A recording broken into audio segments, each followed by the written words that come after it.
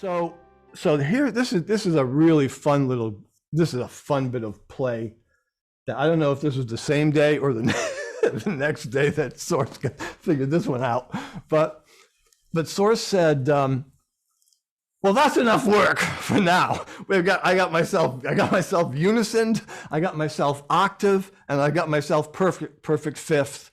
Let's play with that. That's enough. That's building blocks. Let's play with that for a little while. And so if we take, I'm going to take my calculator here because it's always good to try to get this right with a calculator. Source did this without a calculator. I'm going to start at like 128.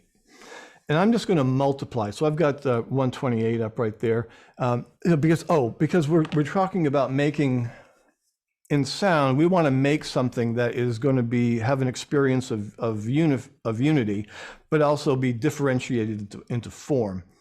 So we know that we've got this thing called an octave.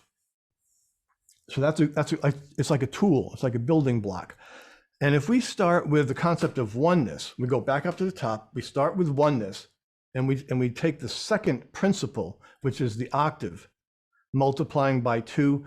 So we're simply going to go 1, 2, 4, 8, 16, 32, 64. We'll stop at 128. And so you can see the only principle that we've used is the octave multiplication, right? It's just taking what we call oneness, and then using that to keep going spatially. But in this case, we're going to keep going just to get to a higher pitch. I'm doing this because I want to show you a really wonderful derivation of where A comes from, but not A440, the real A, the A432. And now all I'm going to do, I'm going to take the other principle that we've discovered, which is the perfect fifth principle. That is the differentiation. And remember, we're all going back to the harmonic series. It just goes 1, 2, and 3. Pluck a string, it vibrates 100 times a second, but there's also going to be a harmonic there that vibrates at 200 times a second and 300 times a second. That's just how it is. I didn't come up with this system. So we're going to take the third principle we've got, which is the perfect fifth, or that 3-to-2 relationship, or 1.5 to 1. And I'm going to take my 128, and multiply it.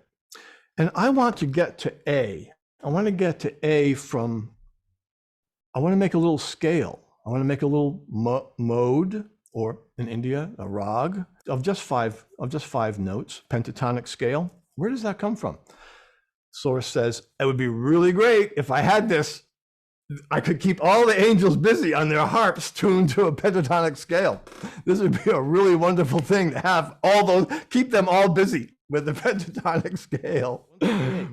So we're going to do something like this. We're going to use cycle of fifths. You musicians out there know about this. We're going to go C, D, E, F, G, G, A, B, C, D, D, E, F, G, A. And that's going to give us our A. So all I'm going to do is start at 128, and I'm going to multiply times 1.5. That's 192. That's a G at 192. And then I'm going to go times 1.5, 288. So it's a D, C to G, G to D, D at 288, then times 1.5.